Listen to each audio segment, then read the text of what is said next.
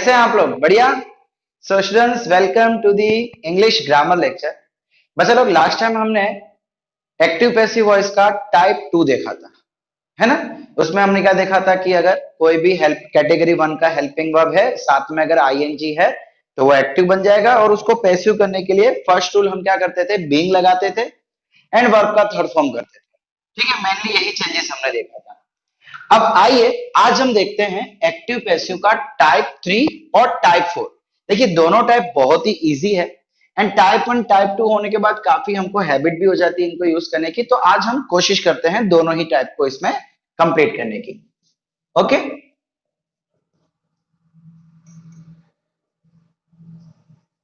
Type 3।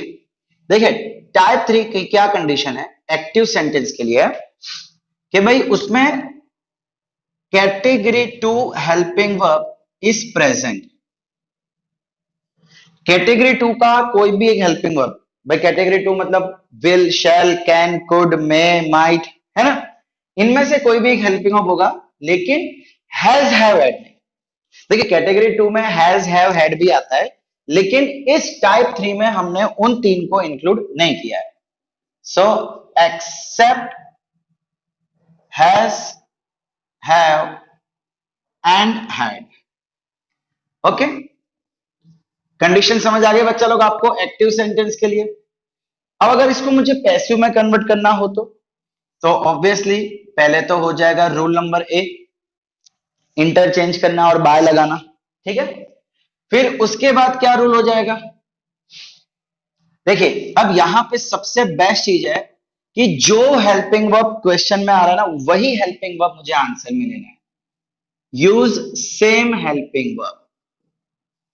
इससे पहले हम क्या करते थे, अप्रोप्रिएट, कि भाई प्रेजेंट देखो, पास्ट देखो, सिंगुलर देखो, प्लूरल देखो, ये सब होता था ना। इसमें वो नहीं करना है। क्वेश्चन में कैन तो आंसर में कैन, क्वेश्चन में विल आंसर में विल, क्वेश्चन में वुड इसमें वुड, शुड तो शुड। जो क्वेश्चन में आ रहा है हेल्पिंग वर्ब कैटेगरी 2 वाला, उसको लगा दो आप, सिंपल। फिर उसके बाद क्या कर देना है, भाई आप जो भी हेल्पिंग वर्ब लगा रहे हैं उसके बाद कंपलसरी आपको लगाना पड़ेगा बी। टाइप 2 में हमने क्या देखा था, बीइंग देखा था। बीइंग लगाते थे हेल्पिंग वर्ब के बाद, इसमें क्या आ जाएगा, बी आ जाएगा। फिर उसके बाद वही कॉमन चीज है कि वर्ब का थर्ड फॉर्म करो एंड एक्स्ट्रा वर्ड जो भी है वो लगा दो। ठीक है, फिनिश। ये हो गया आपका टाइप 3। टाइप 4 पे एक बार नजर डाल लेंगे। टाइप 4, तो टाइप 4 के एक्टिव सेंटेंस में क्या होता है, भाई जो हैज हैव हैड को हम यहाँ पे इंक्लूड नहीं करते, वो तीन को वहां दे लेंगे। मतलब अगर क्वेश्चन में हैज हैव हैड आता है तो वो टाइप 4 बन जाएगा। अगर हैज हैव हैड के सिवा कोई भी हेल्पिंग वर्ब आता है तो वो टाइप 2 बन जाएगा, कैटेगरी 2 वाला। और टाइप 3, सॉरी। सो इधर हम क्या ले लेंगे, हैज, हैव और हैड, कोई भी एक चीज प्रेजेंट होगी। Has, have, had is present.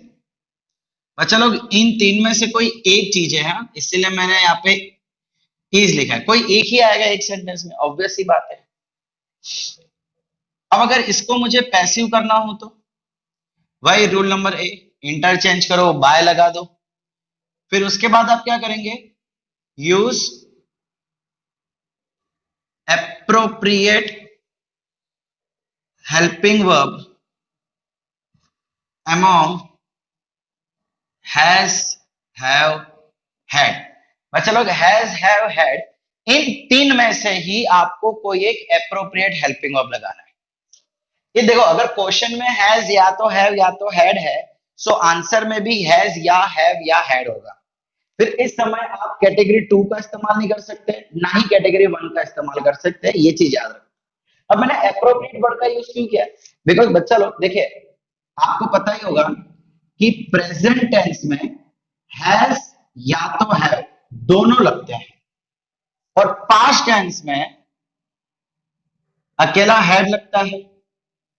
तो अगर क्वेश्चन पास्ट है तो फिर टेंशन ही नहीं है, फिर जो आगे आ रहा है आने दो, जो पीछे जा रहा है जाने दो, आंसर में तो हेड का हेड ही लगने वाला है। लेकिन अगर प्रेजेंट टेंस है तो बच्चा लोग, आप जिस ऑब्जेक्ट को उठा के आगे लेके आएंगे आपको चेक करना पड़ेगा कि वो ऑब्जेक्ट सिंगुलर है या प्लूरल है।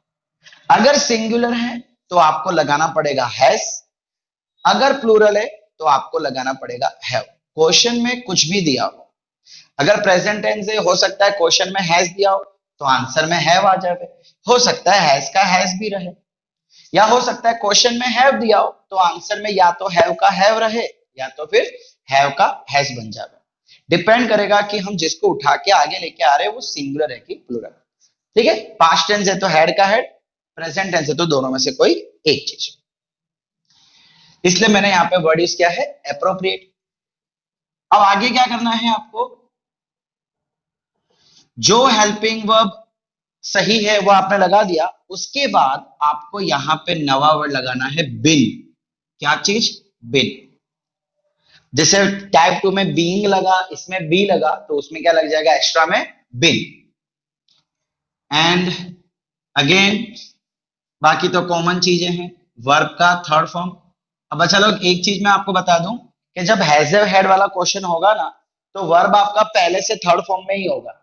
अब टाइप 3 तक क्या था कि फर्स्ट फॉर्म हो सकता है, सेकंड फॉर्म हो सकता है, लेकिन इस केस में compulsory compulsory verb already third form में ही होगा क्वेश्चन के अंदर। सो वही उठा के चुपचाप लगा दो, ठीक है। And lastly extra words, finish. अब बाकी करने का तरीका सब टाइप 1 टाइप 2 जैसा ही है, चाहे फिर वो क्वेश्चन वाले सेंटेंस हो चाहे वो पैसिव वाले सेंटेंस हो, खाली रूल्स ये याद रखें, बाकी जो करने का तरीका था वो पहले जैसा ही रहेगा। ठीक है, एक काम कीजिए, इतना फटाफट लिखिए फिर हम इसके एग्जांपल्स देख लेते हैं। ठीक है। अच्छा बच्चा लोग एक चीज ध्यान रखना, देखिए अगर पैसिव सेंटेंस आएंगे, देखिए एग्जाम में तो कोई ऐसा बोल के थोड़ी ना आएगा टाइप 1 है कि टाइप 2, सब मिक्स आएगा। तो एग्जाम में आपको सबसे पहले ये पहचानना है कि सेंटेंस एक्टिव है या पैसिव। कैसे पहचानेंगे? देखिए चार टाइप, देखिए चारों टाइप का अपना अपना एक तरीका है सेंटेंस पहचानने का, पैसिव सेंटेंस पहचानने का। टाइप 1 में क्या था? Is, am, are, was, were category 1 था और साथ ही साथ वर्ब का थर्ड फॉर्म था। ठीक है बच्चा लोग, चलिए हम कुछ क्वेश्चन देख लेंगे इसके रिलेटेड। पहला क्वेश्चन है देखिए बच्चा लोग, मैंने क्या कहा था, सबसे पहले आपको पहचानना पड़ेगा कि ये एक्टिव है कि पैसिव। अगर आप पहचान लेते हैं एक्टिव है कि पैसिव, तो कौन से टाइप का एक्टिव या कौन से टाइप का पैसिव, सेकंड स्टेप वो आएगा। I will regularise my work, देखिए हेल्पिंग वर्ब कौन सा आ रहा है? कैटेगरी 2 का। अगर कैटेगरी 2 के साथ बी आता तो ये पैसिव हो जाता। क्या यहाँ पे बी आ रहा है? नहीं, इसका मतलब ये क्या हो गया? एक्टिव। और कैटेगरी 2 है तो सीधी सी बात है कि ये टाइप 3 हो गया। अब इसका पैसिव करना है। अब आई थिंक काम आसान है, आगे ले आओ। किसको आगे लाना है? ऑब्जेक्ट। ऑब्जेक्ट का मतलब जो वर्ब के बाद में आता है, ये है आपका वर्ब, तो इसको आगे ले आओ।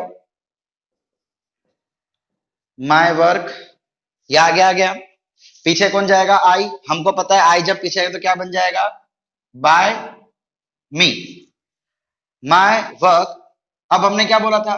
Same helping verb. देखिए सेम हेल्पिंग वर्ब, विल का विल, हेल्पिंग वर्ब के बाद बी, ये हो गया बी, वर्ब का थर्ड फॉर्म, सो रेगुलराइज्ड।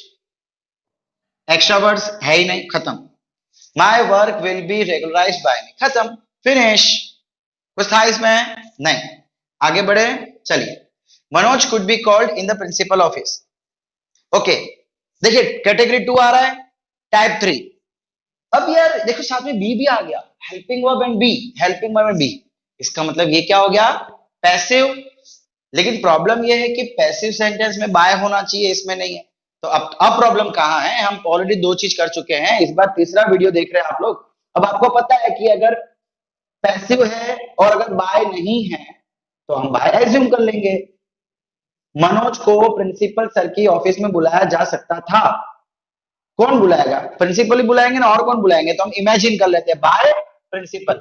क्या इमेजिन कर रहे हैं हम लोग? By principle. ओके, सो उसको आगे लेके आएंगे। ठीक है, बाय प्रिंसिपल हमने एज्यूम कर लिया, तो प्रिंसिपल को आगे ले आए और मनोज को पीछे ले गए। बच्चा लोग हम पैसिव से एक्टिव बना रहे हैं, तो एक्टिव सेंटेंस में बाय नहीं लगता। अब इनका उल्टा करना है हमको, तो सबसे पहले क्या बोला भाई? Use same helping verb. अब बच्चा सेम हेल्पिंग वर्ब लगाना है, मतलब जो क्वेश्चन में था वही आंसर में, तो आंसर वाला ही क्वेश्चन में। In short helping verb change नहीं होगा, हेल्पिंग वर्ब वही का वही। बी लगाना था, बी को निकाल दो।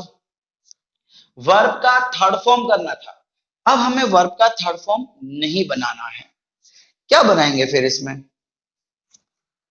इसमें क्या बनाएंगे? Present tense first form. याद रखना भाई, टाइप 3 में जब आप उल्टा काम करेंगे तो वर्ब का थर्ड फॉर्म से सीधा फर्स्ट फॉर्म करेंगे। क्यों?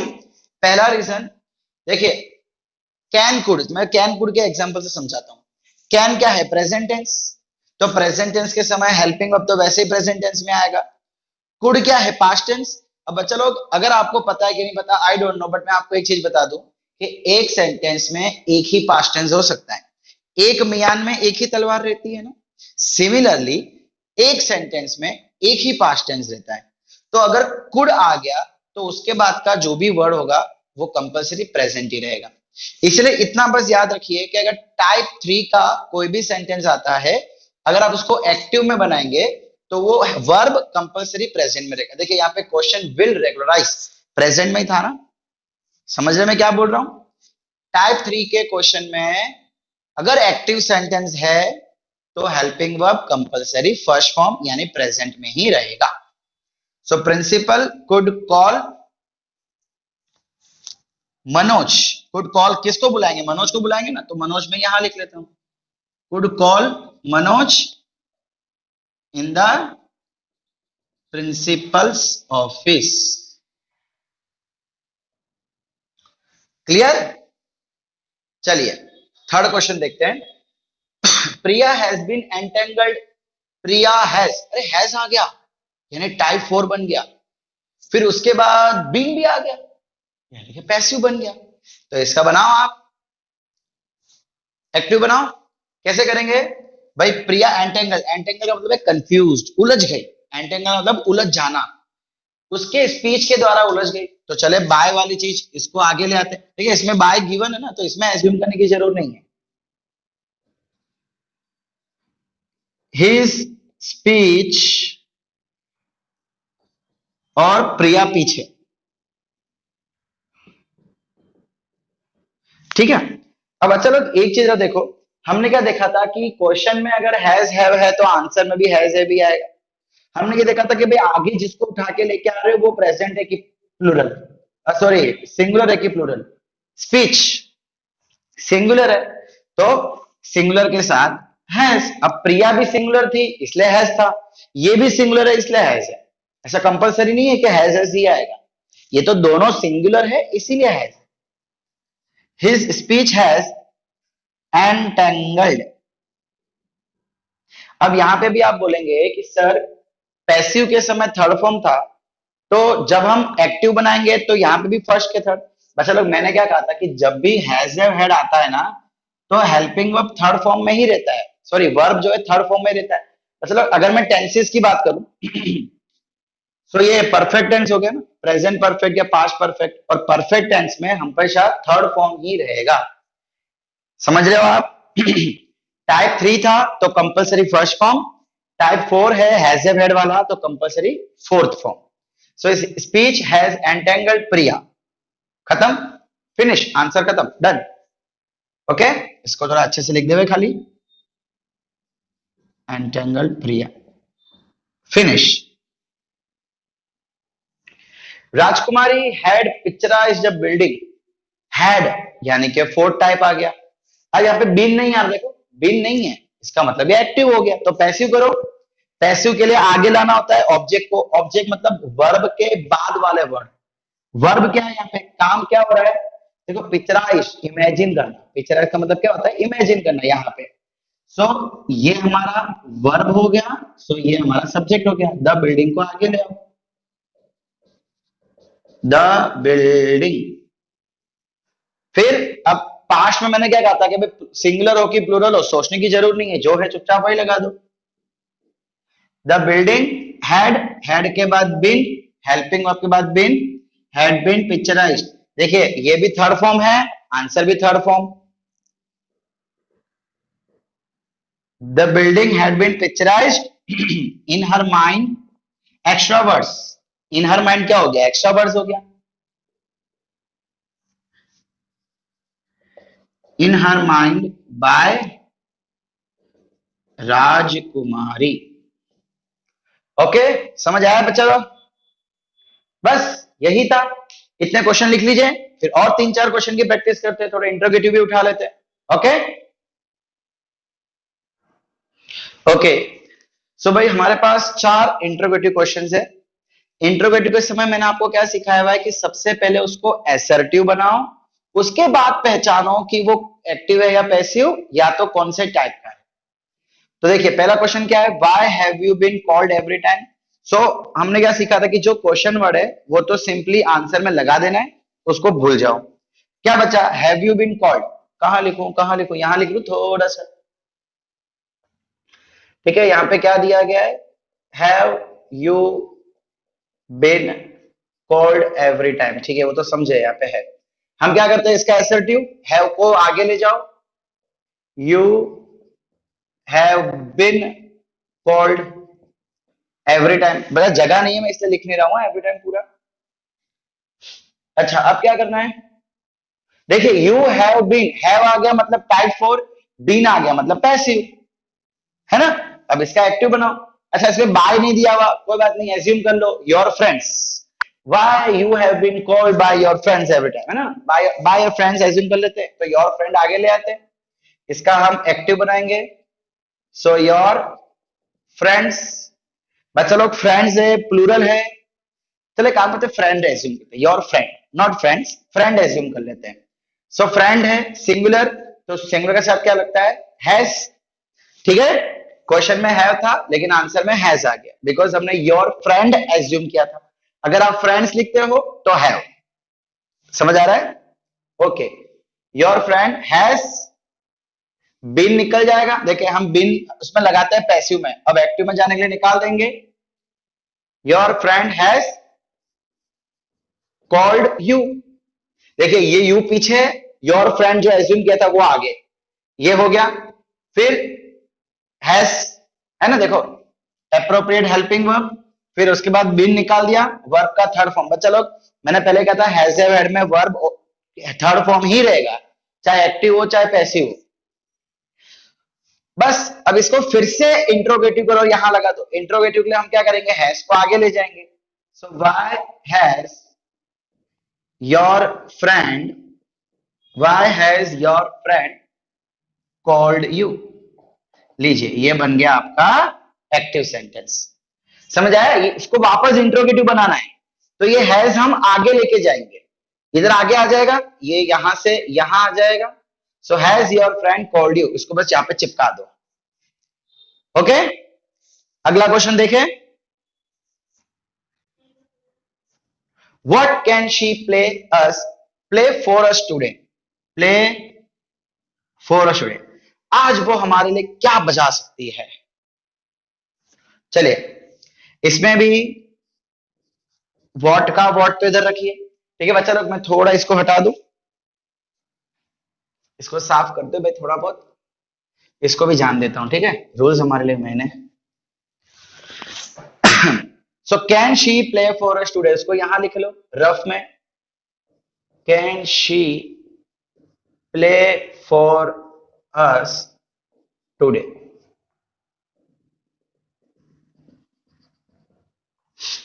अब क्या करना है इसका, सबसे पहले असर्टिव, ये इंट्रोगेटिव है ना, सो पहले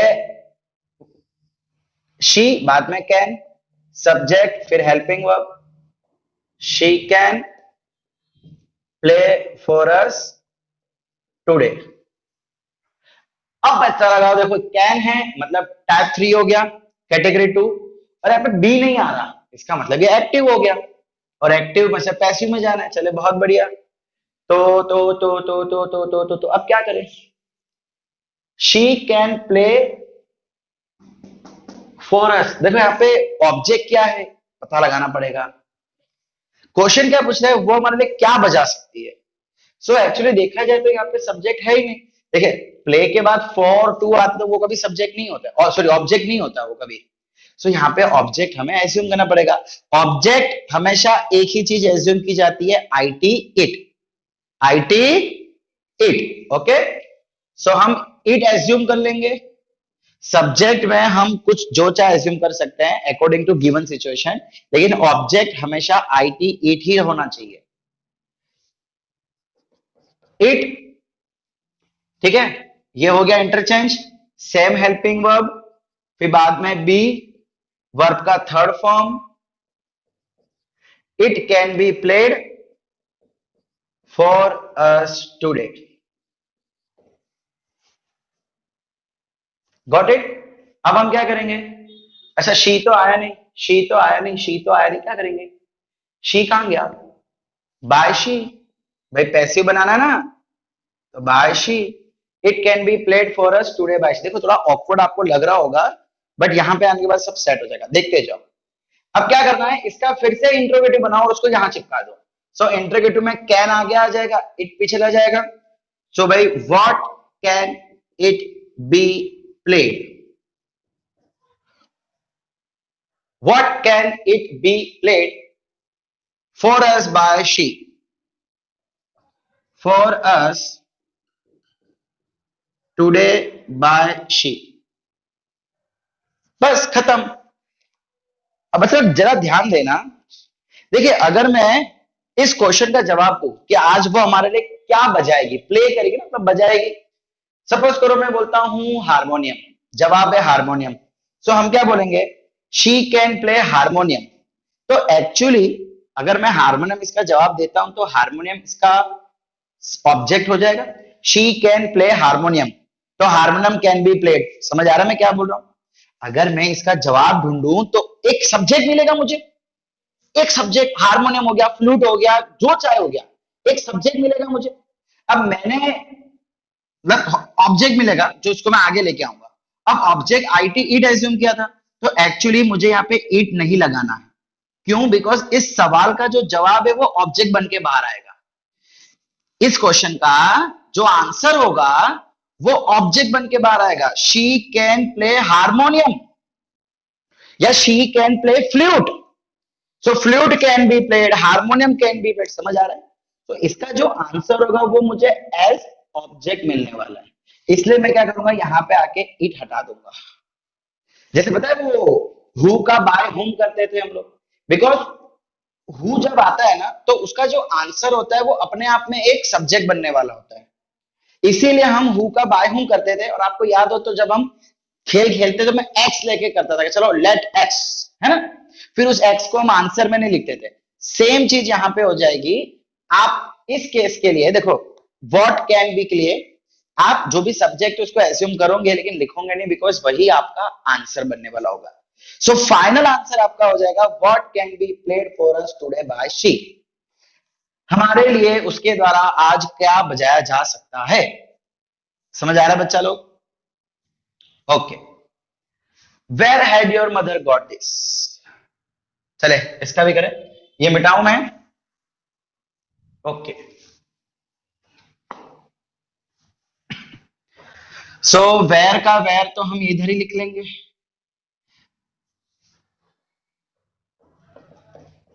had your mother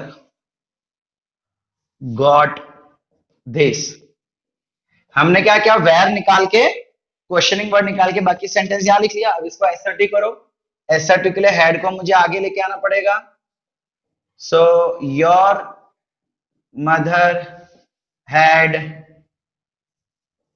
got this. Okay, अब हम क्या करेंगे, your mother had got this. अब देखिए हैड आ गया मतलब टाइप 4 हो गया, फिर बीन नहीं आ रहा मतलब ये एक्टिव हो गया, तो इसका पैसिव बनाएंगे।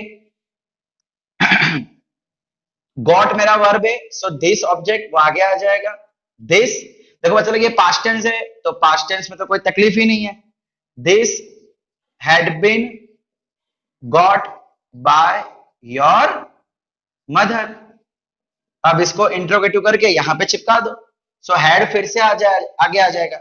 सो वेयर हैड दिस, हैड आगे चला गया, दिस रह गया, तो दिस के बाद been. Where had this been got by your mother. ठीक है, ये हो गया इसका आंसर। लास्ट क्वेश्चन देख ले। When would the movie be approved? ठीक है बच्चा लोग, ये मिटा रहा हूं मैं, रफ वर्क, ये आपका रफ वर्क है टोटली।